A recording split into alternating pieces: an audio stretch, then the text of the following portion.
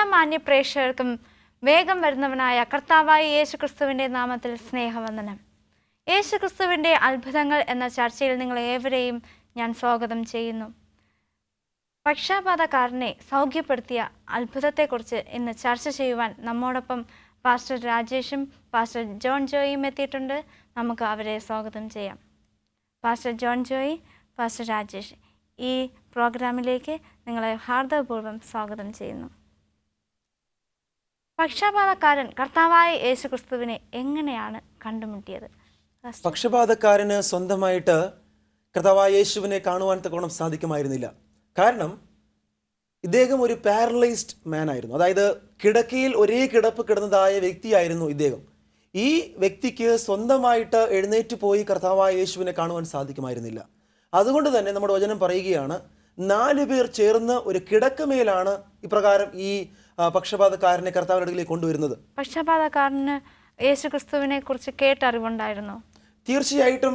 കാരണം വർഷങ്ങളോളം ഇപ്രകാരം ഒരേ കിടപ്പ് കിടന്ന മനുഷ്യനായിരിക്കാം. അതുകൊണ്ട് തന്നെ ആ ദേശം മുഴുവനും യേശുവിനെ കുറിച്ച് പ്രകാരം ശ്രുതി പകർന്നതായ സമയത്ത് അദ്ദേഹത്തെ കാണാൻ വന്ന പലരും യേശുവിനെ കുറിച്ച് അദ്ദേഹത്തോട് പറഞ്ഞിട്ടുണ്ടായിരിക്കണം. അതുകൊണ്ടാണ് മിക്കവാറും യേശുവിനെ കുറിച്ച് കേൾക്കാത്തവരാരും തന്നെ ഉണ്ടായിരുന്നില്ല. കാരണം ഒരു അത്ഭുതം ചെയ്ത മിശിഹയായ വ്യക്തിയെക്കുറിച്ച് ഇപ്രകാരം ഒരു ചോദ്യം ഉണ്ടായപ്പോൾ പലരും കർത്താവായ യേശുവിനെ കുറിച്ച് പറയുവാൻ തക്കവണ്ണം ഇദ്ദേഹത്തോട് ഇടയായി തീർന്നിരിക്കണം.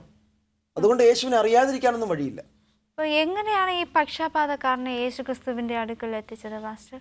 പക്ഷപാതക്കാരനെ യേശുക്രിസ്തുവിൻ്റെ അടുത്ത് കൊണ്ട് 4 പേര് അവനെ ചുമന്ന്, നമുക്ക് സ്വാഭാവികമായിട്ട് ചിന്തിക്കുകയാണെങ്കിൽ ഒരു കട്ടിലിനകത്ത് കിടത്തി, അങ്ങനെ 4 പേര് അവനെ ചുമന്ന് അവിടെ വന്നു കഴിഞ്ഞ് യേശുക്രിസ്തുവിനെ കാണുവാനൊക്കെ ശ്രമിച്ചു. പക്ഷേ ജനം ഒരുപാട് തിക്കിത്തിരക്കി നിൽക്കുന്നത് കാരണം യേശുക്രിസ്തുവിൻ്റെ അടുത്തേക്ക് ചെല്ലാൻ കഴിയുന്നില്ല.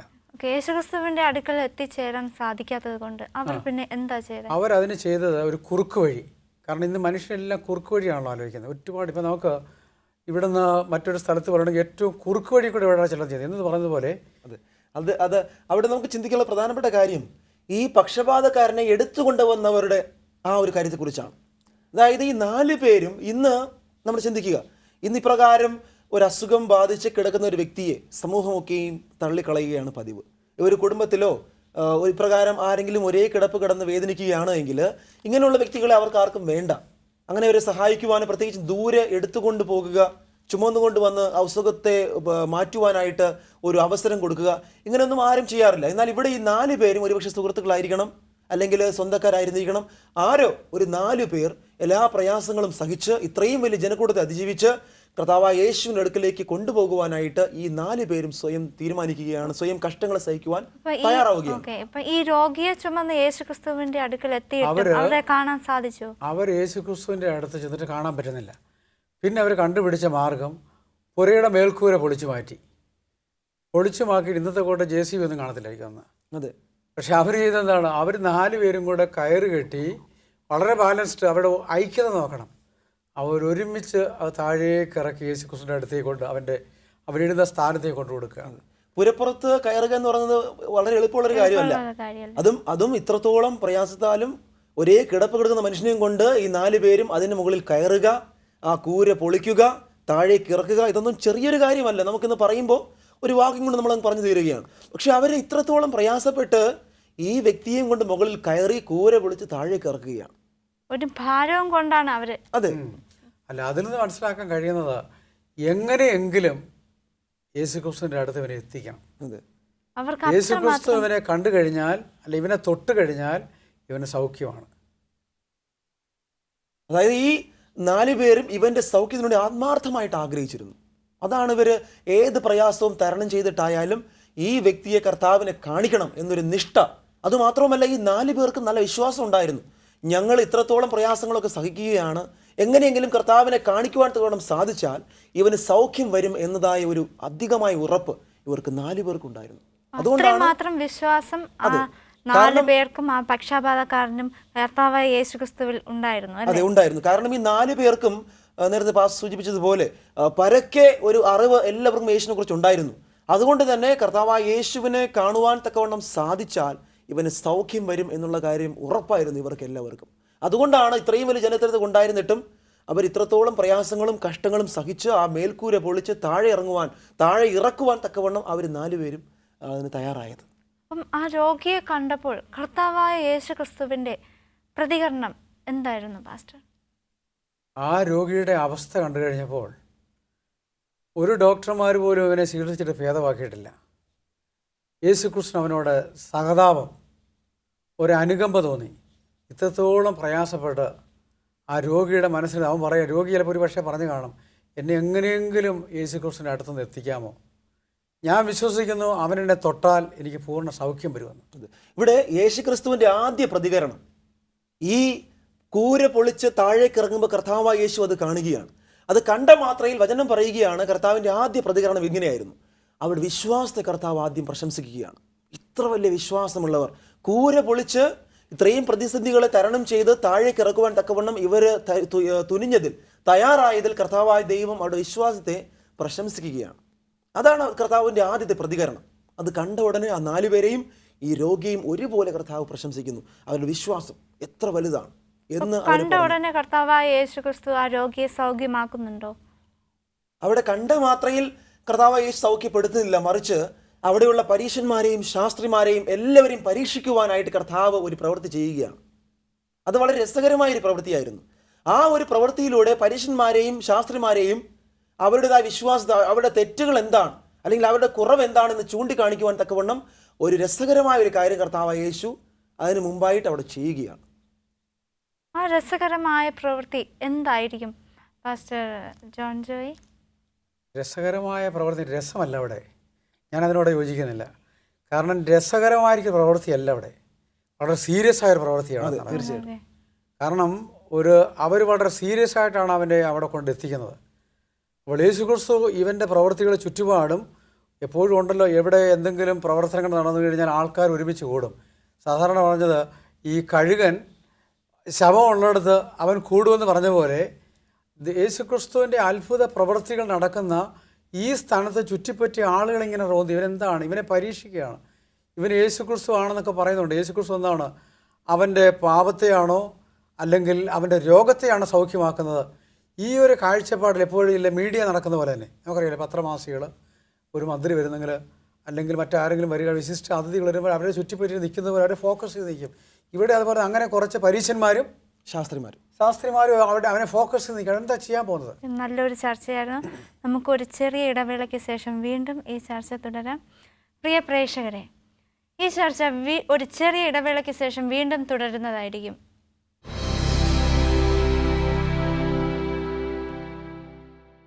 എല്ലാ മാന്യ പ്രേക്ഷകർക്കും വീണ്ടും ഈ ചർച്ചയിലേക്ക് സ്വാഗതം.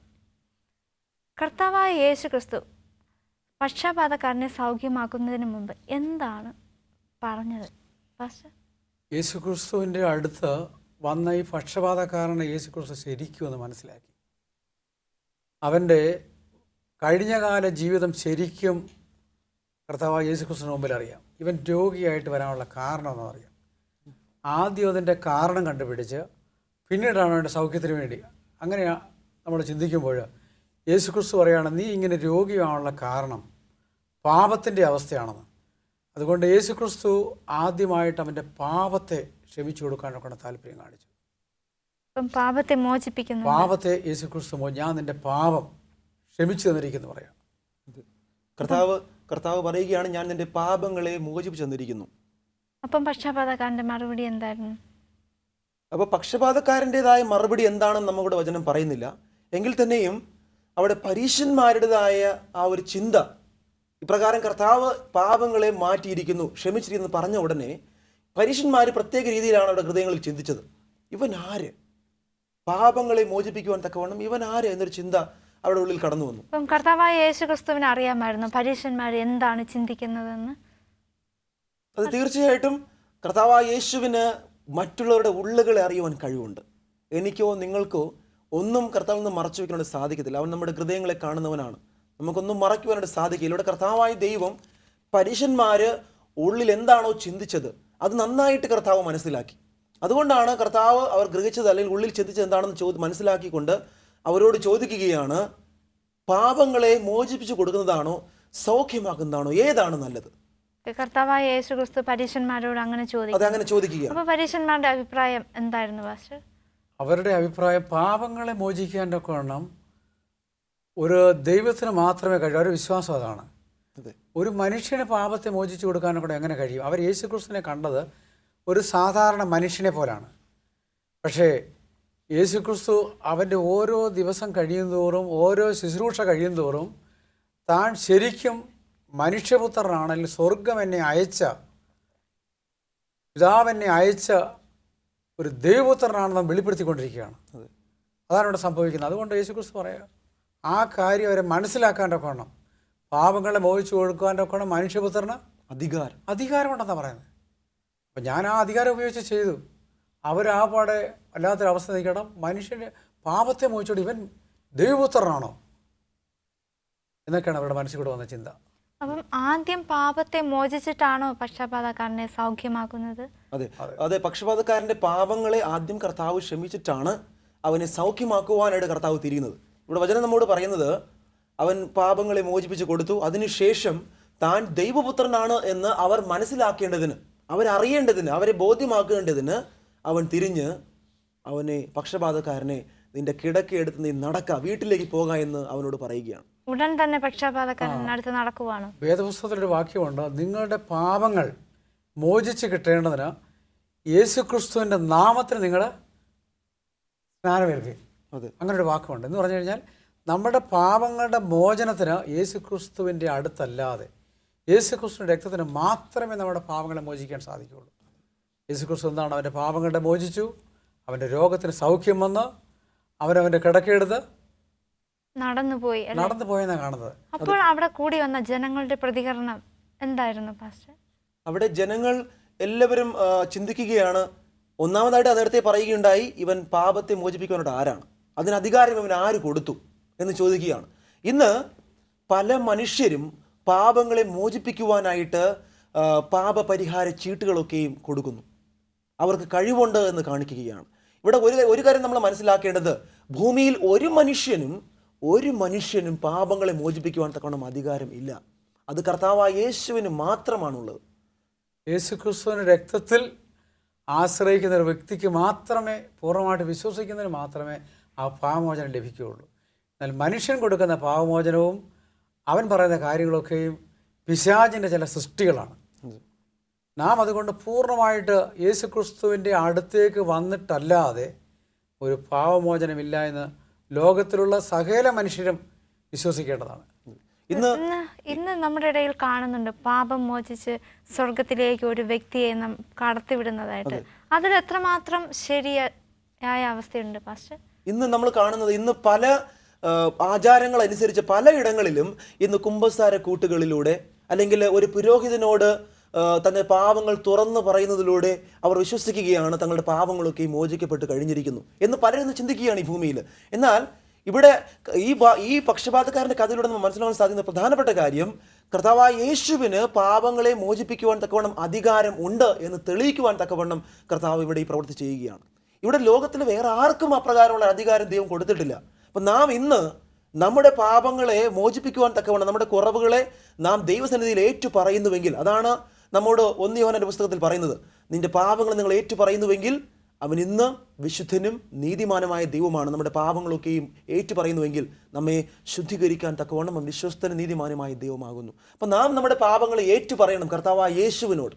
അങ്ങനെയെങ്കിൽ നമുക്ക് പൂർണ്ണമായ ശുദ്ധീകരണം നമുക്ക് പ്രാപിക്കുവാൻ തക്കവണ്ണം സാധിക്കും. ഏറ്റു പറയാനുള്ള മനസ്സുണ്ടായിരിക്കണം, എങ്കിലേ കർത്താവായ യേശു ക്രിസ്തു ക്ഷമിക്കത്തുള്ളൂ. അതെന്ന് പറഞ്ഞാൽ ഞാനും നിങ്ങളും ഒരു പാപിയാണെന്നുള്ള തിരിച്ചറിവാണ് ആദ്യം ഒരു വ്യക്തിക്ക് ഉണ്ടാകേണ്ടത്. ഇപ്പം ഞാൻ തെറ്റുകാരനാണെങ്കിൽ മാത്രമേ ഞാൻ തെറ്റിനോട് ക്ഷമ ചോദിക്കേണ്ട കാര്യമുള്ളൂ, അല്ലെങ്കിൽ എനിക്ക് അതിന്റെ ആവശ്യമില്ല. പലപ്പോഴും നമ്മൾ കാണാറുണ്ട്, ഞാൻ ശരിയാണ്. അതിനകത്ത് നാം മനസ്സിലാക്കേണ്ടത്, നമ്മുടെ പാപം എങ്ങനെയാണ് നമ്മൾ മനസ്സിലാക്കുന്നത്? നമ്മൾ തെറ്റുകാരാണെന്ന് നമ്മുടെ തെറ്റുകാരാണ്, ഞാൻ പാപം ചെയ്തിട്ടുണ്ട് എങ്ങനെയാണ് മനസ്സിലാക്കാൻ പറ്റുന്നത്? അതിന് വേദപുസ്തകം തരുന്ന മറുപടി, ദൈവത്തിൻ്റെ 10 കൽപ്പനയാണ് ഒരു മനുഷ്യനെ, 10 കൽപ്പനയാകുന്ന ദൈവത്തിൻ്റെ 10 കൽപ്പനയുടെ മുമ്പിൽ ഒരു മനുഷ്യൻ ആ കണ്ണാടിയുടെ മുമ്പിൽ പോയി നിൽക്കുമ്പോൾ, നാം സ്വാഭാവികമായിട്ട് ഒരു കണ്ണാടി വാഷ് ബേസിന് മുമ്പിൽ കണ്ണാടിയുടെ മുമ്പിൽ പോയി നിൽക്കുമ്പോൾ നമ്മുടെ മുഖത്തൊരു പാടുണ്ടെങ്കിൽ ആ കണ്ണാടി നമ്മളോട് പറയുന്നു, നിൻ്റെ മുഖത്ത് ഇന്ന റൈറ്റ് സൈഡിൽ ഒരു കറുത്ത പാടിരിക്കുന്നു, അതുകൊണ്ട് നീ പോയി അത് കഴുകണം നമ്മളെ സൂചിപ്പിക്കുക. അത് കഴുകണമെങ്കിൽ നമ്മൾ വാഷ് ബേസിൻ്റെ അടുത്തേക്ക് പോകണം. ഇതുപോലെ ദൈവത്തിൻ്റെ 10 കൽപ്പനയുടെ മുമ്പിൽ സ്വന്തം വിരൽ കൊണ്ട് കർത്താവായ യഹോവയായിരിക്ക് ദൈവം എഴുതി മോശയുടെ കയ്യിൽ ഏൽപ്പിച്ചതാണ് ദൈവത്തിൻ്റെ കൽപ്പന. ഈ സ്വന്തം കൽപ്പന അല്ലെങ്കിൽ സ്വന്തം വിരലുകൊണ്ട് എഴുതി ഈ 10 കൽപ്പനയുടെ മുമ്പിൽ നാം ചെന്ന് നിൽക്കുമ്പോൾ നമ്മുടെ പാപം എന്താണെന്ന് മനസ്സിലാക്കും. ഇത് കാണിക്കുന്നത് നീ യേശുക്രിസ്തുവിൻ്റെ അടുത്തേക്ക് ചെല്ലുക. യേശുക്രിസ്തുവിൻ്റെ രക്തത്തിൽ ആശ്രയിച്ചാൽ നിൻ്റെ പാപത്തിന് മോചനം ലഭിക്കും. വളരെ നല്ലൊരു ചർച്ചയായിരുന്നു. ഒരു ചെറിയ ഇടവേളയ്ക്ക് ശേഷം ഈ ചർച്ച വീണ്ടും തുടരുന്നതായിരിക്കും. പ്രിയ പ്രേക്ഷകരെ, നമ്മൾ നമ്മുടെ പാപങ്ങൾ തിരിച്ചറിയുന്നുണ്ടോ? വീണ്ടും വരിക. ഒരു ചെറിയ ഇടവേളയ്ക്ക് ശേഷം വീണ്ടും കാണാം.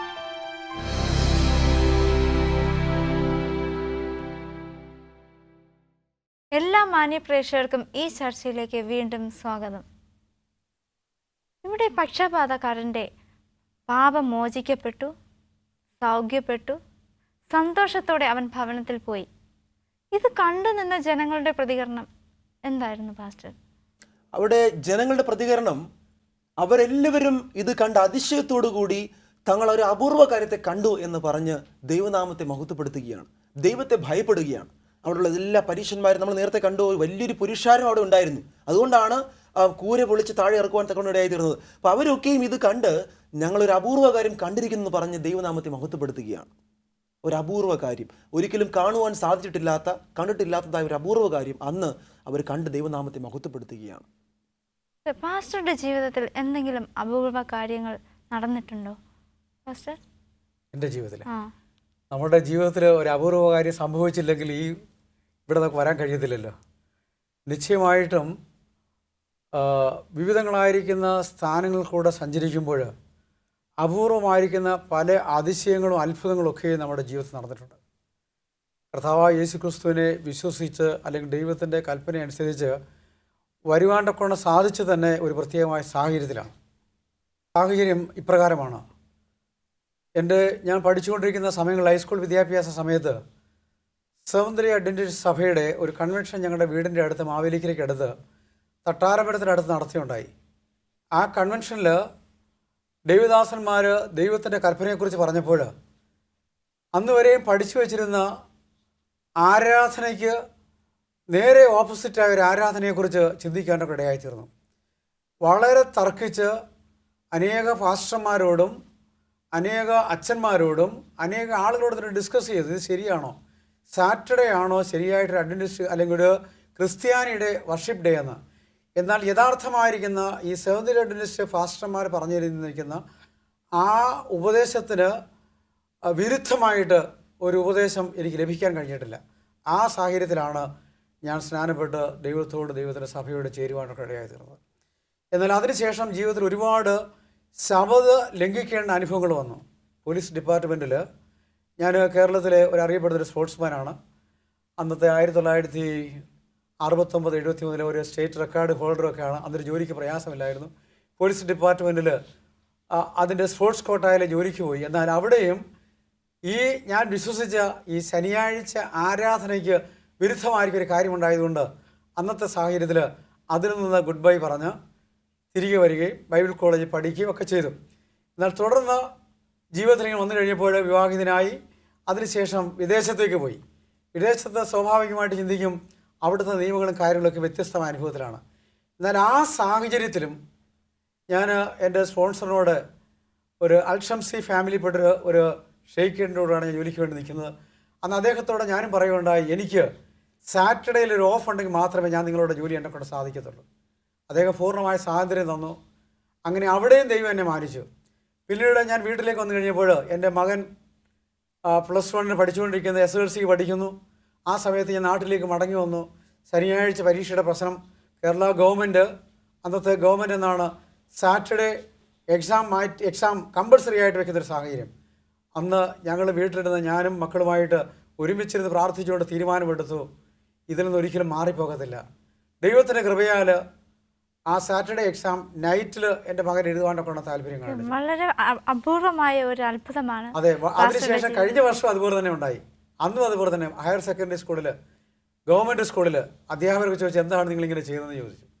ആ സമയത്തും ദൈവത്തിൻ്റെ വചനത്തിൽ ഉദ്ധരിച്ചുകൊണ്ട് അങ്ങനെ പറയുന്നതിനും അതിനുള്ള സാഹചര്യം ഉണ്ടാക്കുക. അറിഞ്ഞ സത്യത്തിൽ നിൽക്കുവാൻ്റെ കൊണ്ട് ദൈവം എന്നോട് കാണിച്ച കൃപയോർത്ത് ഞാൻ ദൈവത്തെ സ്തുതിക്കുന്നു. ഒരുപാട് സാക്ഷ്യം പറയാനുണ്ട്, സമയം കുറവായതുകൊണ്ട് ഞാനിവിടെ നിർത്തുന്നു. എൻ്റെ പ്രധാനപ്പെട്ട സാക്ഷ്യങ്ങളൊന്നാണ് ഇതാണ്. പാസ്റ്ററിന്റെ അപൂർവമായ ഒരു അത്ഭുതം ഒന്ന് പറയാവോ?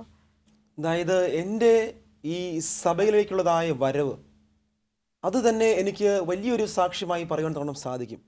കാരണം ഞാൻ 2000 വർഷത്തിൽ വട്ടിയൂർക്കാവ് അവിടെ പഠിക്കുന്നതായ സമയത്ത് എനിക്കൊരു അസുഖം ബാധിച്ച് ഏകദേശം 1 മാസത്തോളം ഒരു ICUയിൽ കിടക്കേണ്ടതായിട്ടൊരവസ്ഥ വന്നു. എനിക്ക് മലേറിയ ബാധിച്ചു, അത് തലച്ചോറിനെ ബാധിച്ചു, വളരെയധികം ബുദ്ധിമുട്ടായി. എൻ്റെ സുഹൃത്തുക്കൾക്കൊക്കെയും ഞങ്ങൾ ഒരു 27 പേരടങ്ങുന്ന ഒരു ടീം റാഞ്ചിയിലെ ക്യാമ്പിന് പോയി, NCCയുടെ ക്യാമ്പിന് പോയി. അങ്ങനെ തിരിച്ച് മടങ്ങി വന്നതായ സമയത്ത് ഞങ്ങളിൽ 3-4 പേർക്ക് മലേറിയ ബാധിച്ചു. അങ്ങനെ 27 ദിവസത്തോളം ഞാൻ ICUയിൽ തിരുവനന്തപുരം മെഡിക്കൽ കോളേജ് ICUയിൽ കിടക്കേണ്ടതായിട്ട് വന്നു. അങ്ങനെ എന്നോടൊപ്പം കിടന്നതായ 2 പേര് മരണം വാങ്ങി മരിക്കേണ്ടതായ ഒരു അവസ്ഥ വന്നു. അങ്ങനെ ഞാനും മരണത്തെ മുഖാമുഖം കണ്ടതായ ഒരു അവസ്ഥയിൽ അങ്ങനെ കിടക്കുമ്പോഴാണ് കർത്താവായ ദൈവം എന്നെയും പൂർണ്ണമായി സൗഖ്യപ്പെടുത്തി ജീവിതത്തിലേക്ക് തിരിച്ചു വിളിക്കുന്നത്. അങ്ങനെ ഒരു ജീവൻ്റെ അനുഭവം എനിക്ക് ലഭിച്ചു. അങ്ങനെ തിരിച്ച് മടങ്ങി വീട്ടിൽ ചെന്നതിന് ശേഷമാണ് കർത്താവായ ദൈവത്തെ പരിചയപ്പെടുവാനും എന്നെ സൗഖ്യപ്പെടുത്തുവാൻ ക്രിസ്തുവാണെന്ന് തിരിച്ചറിയുവാനും ഒക്കെയും സാധിച്ചത്. അങ്ങനെ വലിയ അപൂർവ കാര്യങ്ങളെ കാണുവാനായിട്ട് ദൈവം ഇടവരുത്തി സഹായിച്ചു. കാരണം ഞാൻ കാണുന്നുണ്ട് ഇന്ന് ഒരിക്കലും ദൈവത്തിൽ ആശ്രയിക്കുവാൻ സാധ്യമല്ലാത്ത പല വ്യക്തികളും, മദ്യപാന്മാരായാലും എത്രമാത്രം നീചന്മാരായാലും, അവരൊക്കെയും ക്രിസ്തുവിൻ്റെ സ്നേഹത്താൽ അവർ പൂർണ്ണമായി രൂപാന്തരപ്പെട്ട് തിരിച്ച് മടങ്ങി വരുമ്പോൾ അത് വലിയൊരു അപൂർവ കാര്യമായി നമുക്ക് കാണാൻ സാധിക്കും.